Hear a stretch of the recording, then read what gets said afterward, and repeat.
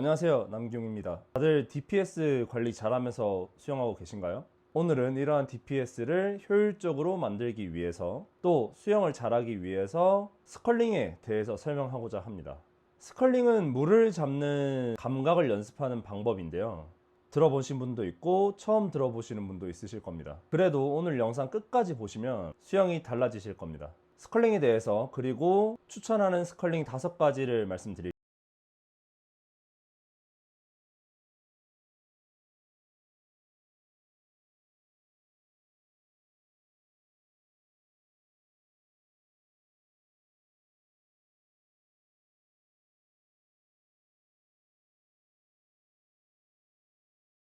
에 앞서서 2021년도에 나온 재밌는 연구 결과를 보고 갈게요. 세계 10위 안에 드는 엘리트 수영 선수 8명을 대상으로 실험한 연구인데요.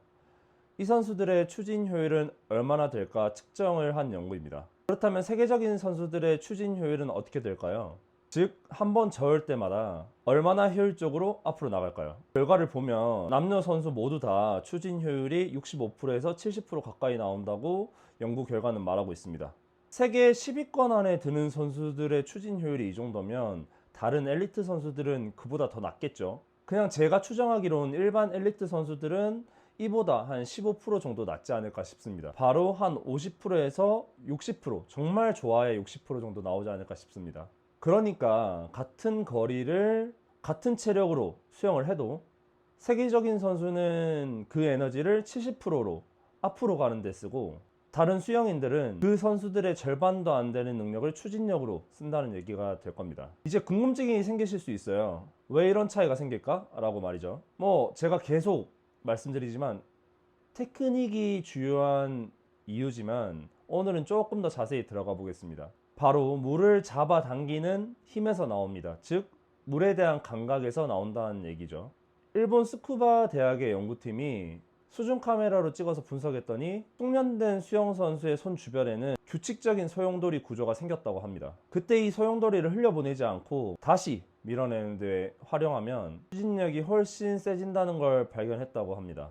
쉽게 비유를 들면 노를 그냥 앞뒤로만 젓는 것보다 비틀면서 저으면 더 잘 나가는 것과 비슷한 원리입니다. 결국 물을 잡는 것부터 차이를 만들어내고, 이런 차이는 추진 효율에서 어마어마한 결과를 만들어내는 거죠. 자, 그래서 스컬링이 뭘까요? 손과 전환을 사용해서 물을 미세하게 밀고 당기면서 추진력을 만드는 동작이라고 생각하시면 됩니다. 그런데 여기서 중요한 게 있습니다. 스컬링은 단순히 물을 밀어내는 동작이 아니라는 거죠. 비행기 날개 아시죠? 날개 위아래로 공기 흐름이 달라지면서 양력이 생기잖아요. 손도 똑같습니다. 손의 각도가 조금씩 바뀌면서 물을 밀어낼 때 손바닥에 물의 압력 차이가 생기고, 이 압력 차이가 추진력을 만들어냅니다.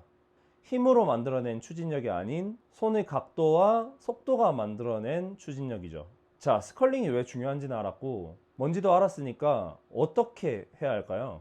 사실 스컬링은 이제 지도자마다, 그러니까 코치마다 알려주는 게 다를 수 있고 종류도 너무 많아서 오늘은 제가 즐겨 했던 5가지 스컬링을 말씀드리고자 합니다. 처음으로는 프론트 스컬링인데요. 팔꿈치를 뻗은 상태에서 누워있는 숫자 8을 그린다고 생각하시면 됩니다. 다른 문양으로는 무한대수를 그리시면 됩니다. 이 스컬링은 천천히도 해보고 빨리도 하면서 가볍고 무겁고를 비교해 보시면 좋습니다. 그리고 손목이 약간의 회전을 할 때 물이 순간적으로 무겁게 잡히는 느낌에 집중해 보세요.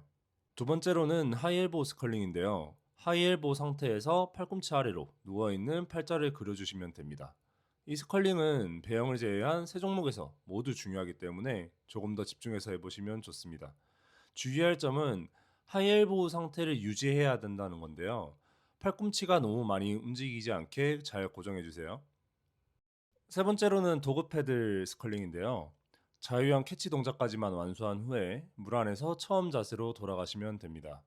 이 스컬링은 캐치 동작을 만드는 데 큰 도움을 주는데요. 저 말고도 여러 세계적인 선수들이 즐겨하는 것으로 유명합니다. 그냥 하지 마시고 물을 잡은 후에 실제로 사용할 캐치 동작을 만드는 데 집중해 주세요. 네 번째는 피니시 스컬링입니다. 손을 당겨서 팔꿈치가 90도가 된 상태에서 피니시를 해주시면 됩니다. 스컬링을 할 때는 순간적으로 물을 무겁게 잡고 그 물을 끝까지 밀어내는 데 집중해 주세요. 한번 밀어낼 때마다 멀리 갈 수 있으면 좋습니다. 마지막으로는 풀링 전 과정을 하는 스컬링입니다. 프론트 스컬링을 3회 정도 진행한 후에 양팔로 물을 잡아당겨 주시면 됩니다. 이 스컬링을 할 때는 가능한 한 한 번에 멀리 가려고 해주세요.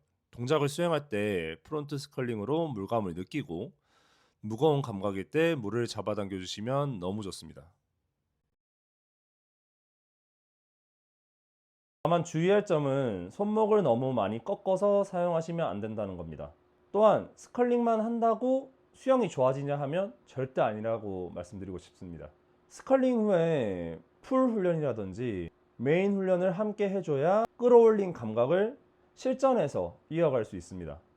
즉 활용 가능하다는 얘기죠. 스컬링 후에 다른 훈련을 이어가는 것은 매우 중요한 거니까 까먹으시면 안 됩니다.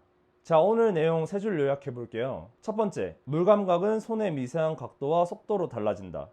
두 번째, 스컬링은 그 감각을 극대화해주는 훈련이다. 세 번째, 결국 스컬링도 훈련을 함께 해야 효과적이다.